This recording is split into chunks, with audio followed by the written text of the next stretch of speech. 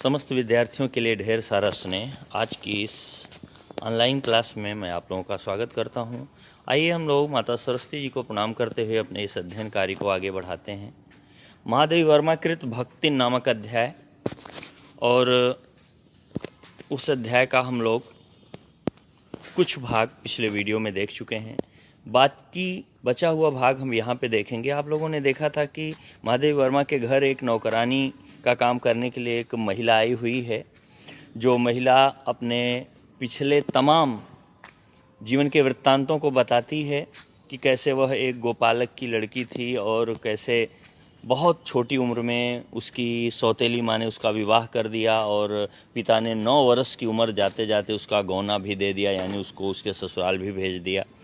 ससुराल जाने पर पहला दुर्भाग्य तो विमाता का होना यानी सौतेली माँ का होना, दूसरा दुर्भाग्य ये हुआ कि कम उम्र में शादी का हो जाना, जिम्मेदारियों का आना, और तीसरे दुर्भाग्य के क्रम में ये हुआ कि वह जब ससुराल जाती है तो उसकी सास के 3 बेटे तीनों कमाऊ हैं, तो इस नाते वह पुरखिन के पद को सुशोभित कर रही है, अर्थात तो कुछ नहीं करती है, बस उसकी पतोहू जो हैं 2 बड़ी वही सारा काम करती हैं। सबसे छोटी पतोहू के रूप में भक्तिन है। भक्तिन के लगातार 3 बेटियों का जन्म भक्तिन की गोद में, उसे 3 बेटियां प्राप्त होती हैं, और इसका परिणाम ये होता है कि सारी मेहनत अकेले भक्तिन को करनी पड़ती है। जेठानियां जो हैं केवल लोक चर्चा यानी चुगली चाई इधर उधर की वार्ता करती हैं पूरे दिन। जेठानियों के लड़के काले कलूटे से हैं, लेकिन फिर भी वो लोग घर में खाने पीने की सारी सुविधाओं को प्राप्त करते हैं जो भी अच्छी हैं। और भक्तिन की लड़कियां गेहूं कलर की हैं, 3 बेटियां हैं, ये कंडे थापती हैं, घर का सारा मेहनत का काम करती हैं, और इनके खाने पीने की व्यवस्था एकदम बिल्कुल गिरी हुई है। यानी ये कभी चने की घुघरी चबाती हैं तो कभी मटर की। इन सब से वो अपना जीवन निर्वाह कर ही रही हैं। यह सब वृत्तांत बताते हुए वह भक्तिन महादेवी वर्मा के सामने प्रस्तुत होती है। उसका नाम लक्ष्मीन है, लेकिन नाम और आर्थिक हालात बहुत विपरीत है। नाम लक्ष्मीन यानी समृद्धि का प्रतीक, परंतु वह भक्तिन जो है कितनी गरीबी और कितनी दुख भरी दास्तान उसके जीवन की है, इसलिए वो अपना नाम छुपाती है। ईमानदारी का परिचय देने के लिए ही वो केवल अपना नाम बताई हुई है। तो महादेवी वर्मा जी कहती हैं कि मुझे उपनाम रखने की इतनी ख्याति नहीं है, मैं उपनाम रखने में माहिर नहीं हूँ, फिर भी मैंने उसके गले में कंठी माला देख करके उसका नाम भक्तिन रख दिया, और वो इस नाम से बहुत खुश हुई। इसी तरह हम कहानी को और आगे बढ़ाते हुए लाइन वाइज आपको समझाने का प्रयास करेंगे।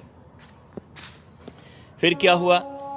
धूमधाम से बड़ी लड़की का विवाह करने के उपरांत, यानी भक्तिन का पति, जो 3 लड़कियां थीं उसमें से जो सबसे बड़ी लड़की थी, बड़े धूमधाम से उसका विवाह कर दिया,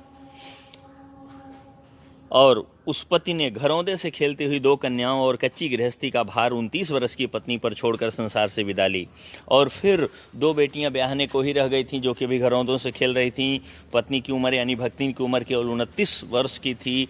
ऐसी उस पत्नी और 2 लड़कियों का भार छोड़ करके, कच्ची गृहस्थी माने उम्र भी कम थी और कोई आर्थिक सपोर्ट सहयोग भी किसी और का नहीं था, ऐसी पत्नी को छोड़कर पति स्वर्गवासी हो गया, यानी उसकी मृत्यु हो गई। जब वह मरा तब उसकी अवस्था 36 वर्ष से कुछ अधिक ही रही होगी।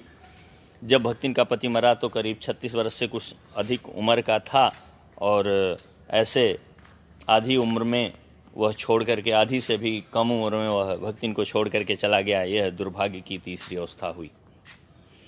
आज लेकिन यह भक्तिन जो है, वह आज जो भक्तिन पत्नी के रूप में है, उस अपने पति को इतने दिन बाद मरे हुए इतने दिन हो गया, मरने के बाद इतना दिन हो गया, और फिर भी वह अपने पति को बूढ़ऊ कह के याद करती है, क्योंकि वह सोचती है कि जब वह स्वयं बूढ़ी हो गई है, यानी इतनी उम्र दराज हो गई है, तो उसका पति भी भगवान के यहाँ गया है, उसकी आत्मा की चली गई है, तो वह भी बूढ़ा क्यों न हो गया होगा। अतः अपने पति को याद करके बुढ़ऊ न कहना उनका एक तरह से अपमान ही होगा, इसलिए वो बुढ़ऊ कह के याद करती है। हाँ, तो भक्तिन के हरे भरे खेत, मोटी ताजी गाय भैंस और फलों से लदे पेड़ देखकर जेठ जेठौतों के मुंह में पानी भराना स्वाभाविक था। और ये फिर पिछली बात बता रही हैं कि भक्तिन ने बंटवारा तो करा ही लिया था और खेत हरे भरे थे, क्योंकि मेहनत कश थी। दोनों पति पत्नी, पति भले मर गया लेकिन पत्नी मेहनत करने वाली है, सो खेती बाड़ी संभाल ली थी। गाय भैंस भी मोटे ताजे हैं और फलों से लदे हुए पेड़ हैं, यानी सब मेहनत का परिणाम है। जेठ जेठौतों के मुंह में पानी भराना स्वाभाविक था। तो जो जेठ इत्यादि थे इनके दो ठो, वो दोनों लालच में पड़ जाते कि काश मेरी भयहू अगर घर छोड़ के चली जाती, कहीं और विवाह कर लेती तो क्या आनंद आता है, सारी प्रॉपर्टी बनी बनाई संपत्ति हमारी हो जाती। जब आदमी स्वयं नहीं बना पाता है तो दूसरे की संपत्ति पाने और हड़पने की इच्छा बहुत ज़्यादा करने लगता है। सब कुछ कामचोरों का ही खेल है। इन सब की प्राप्ति तो तभी संभव थी जब भयहू दूसरा घर कर लेती, यानी दूसरे के यहाँ जाके किसी और से ब्याह कर लेती, तो इस घर की सारी संपत्ति छोड़ ही देती और वह संपत्ति जो है जेठौतों की हो जाती।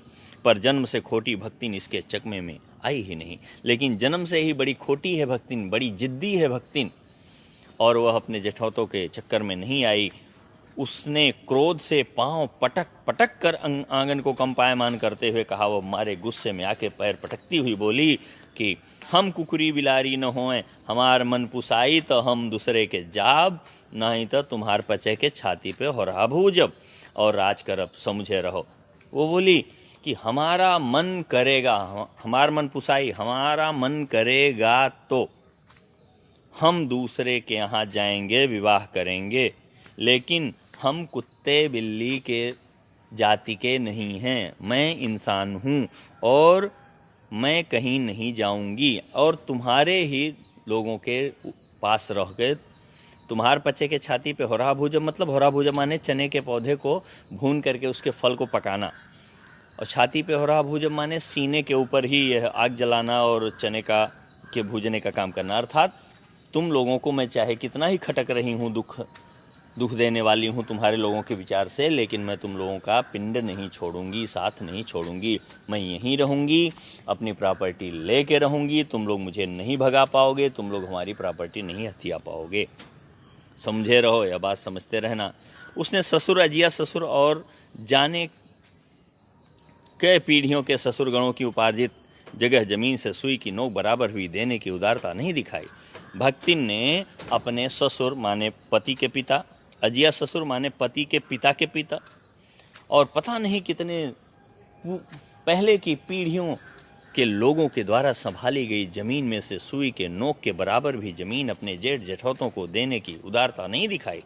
ये भी नहीं कहा कि चलो हमारे अब नहीं कोई खर्चा पानी, कुछ आप लोग ले लो, बाकी से मैं गुजारा करूंगी, ऐसा कुछ नहीं।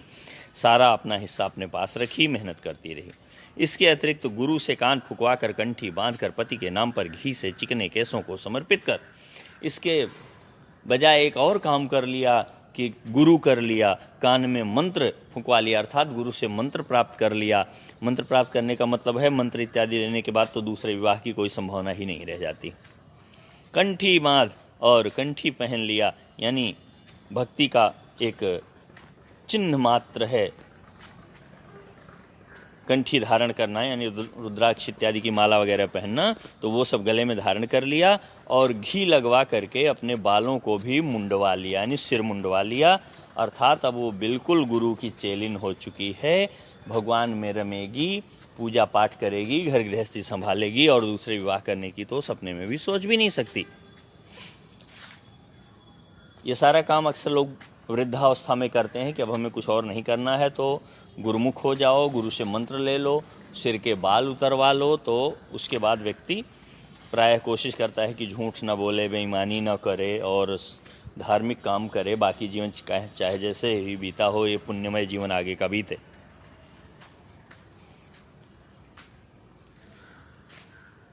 अपने कभी न टलने की घोषणा कर दिया, अर्थात उसने प्रमाणित कर दिया कि मैं अब कभी यहाँ से हटूंगी नहीं।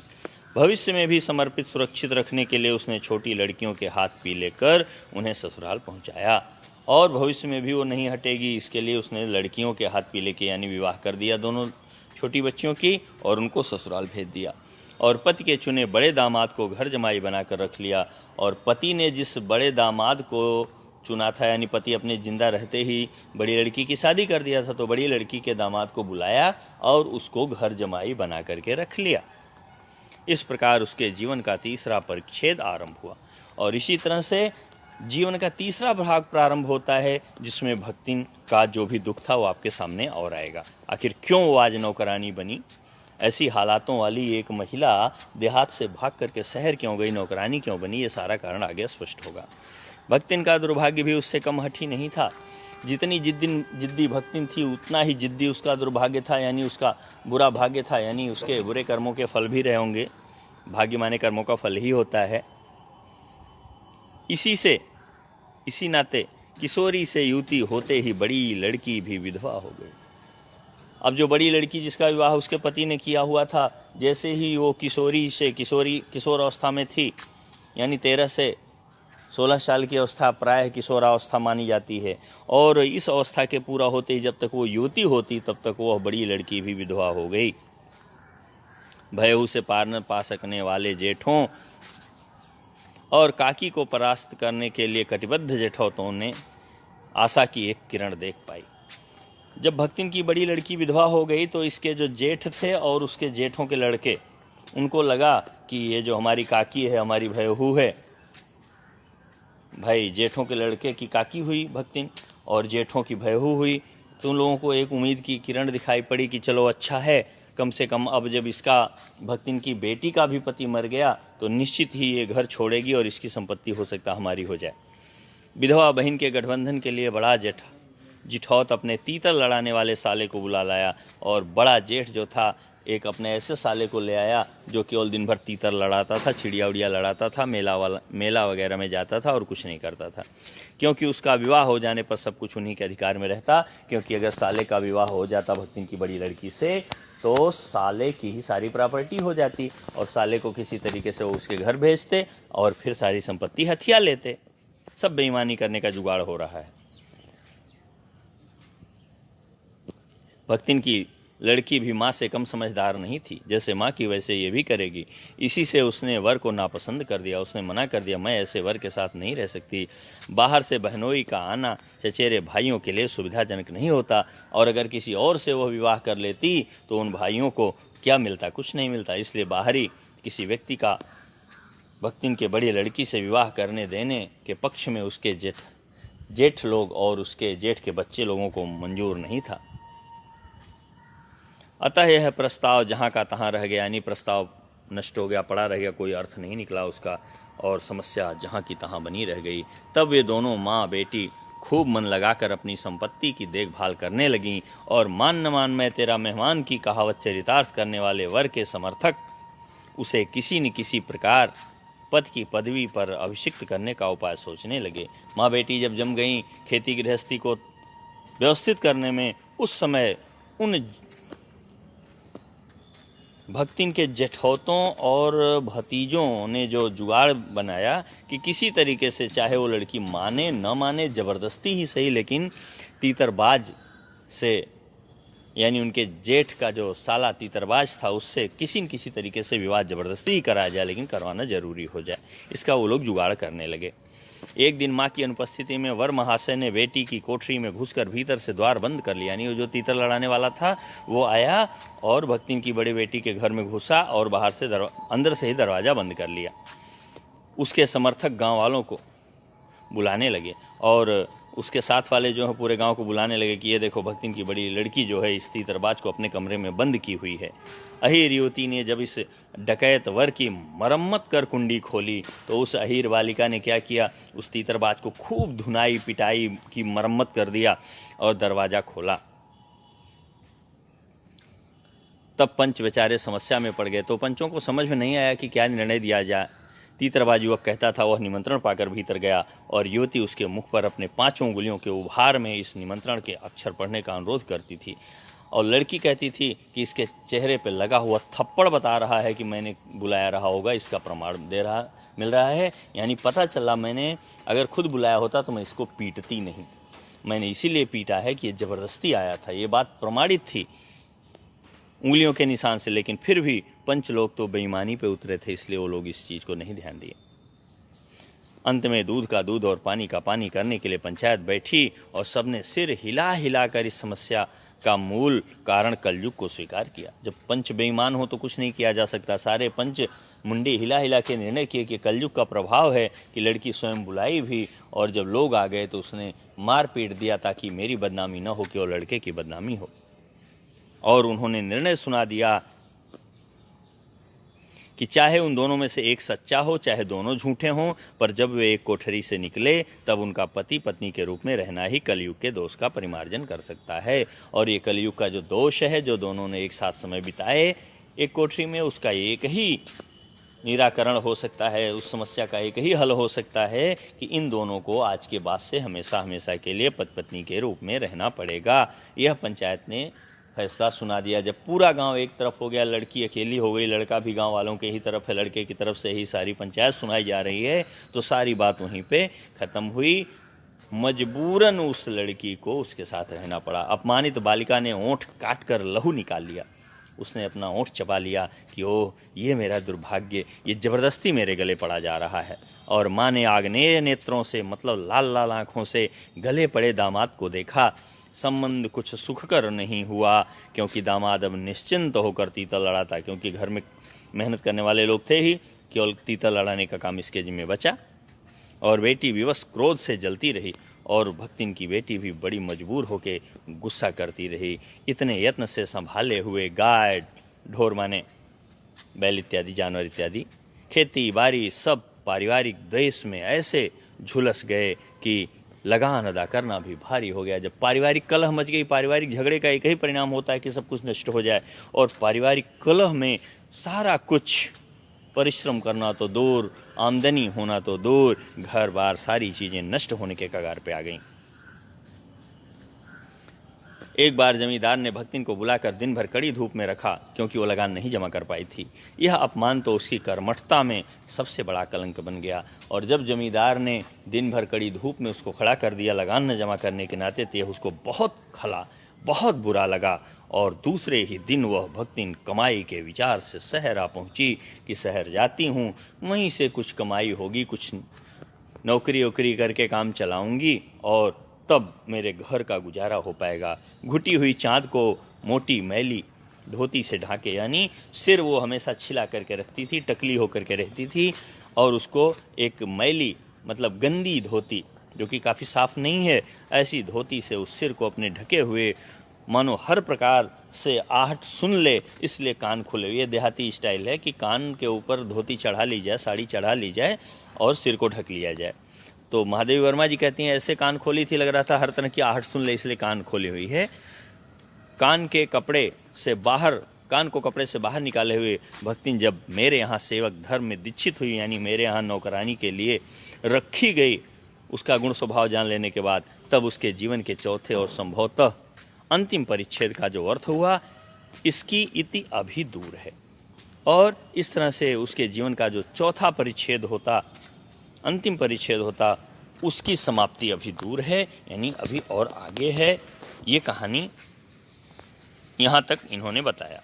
भक्तिन की वेशभूषा में गृहस्थ और वैरागी का सम्मिश्रण देखकर मैंने शंका से प्रश्न किया। समझ में नहीं आता था ये गृहस्थ है या वैरागी, दोनों का सम्मिलित रूप दिखाई पड़ता था। लगता था गृहस्थी भी है, लगता था ये वैरागी भी है। क्या तुम खाना बनाना जानती हो? तो उसका जवाब भक्तिन ने कैसे दिया? उत्तर में उसने ऊपर से होंठ को सिकोड़े और नीचे से अधर को कुछ बढ़ाकर आश्वासन की मुद्रा के साथ कहा। बड़े समर्थन के साथ वो बोल पड़ी, ई कौन बड़ी बात आए, यानी ये कौन सी बहुत बड़ी बात है, ये तो मैं आराम से कर लूँगी, जब मैं इतना सारा काम कर लेती हूँ तो खाना बनाना कौन सी बड़ी बात है। रोटी बनाए जानित है, रोटी बना लेती हूँ। दाल रांध लेत है, यानी दाल उबाल लेती हूँ। साग भाजी छौंक सकित है, साग सब्जी जो हो वो भी छौंक सकती हूँ। और बाकी का रहा, और क्या बचता है जो मुझे करना है, यह बता करके वो इनके यहाँ सेविका बनी। आज का वीडियो बस इतना ही। आप लोगों को बहुत बहुत धन्यवाद। अध्याय के बाकी के भाग को लेकर के मैं अगले वीडियो में पुनः उपस्थित होऊंगा।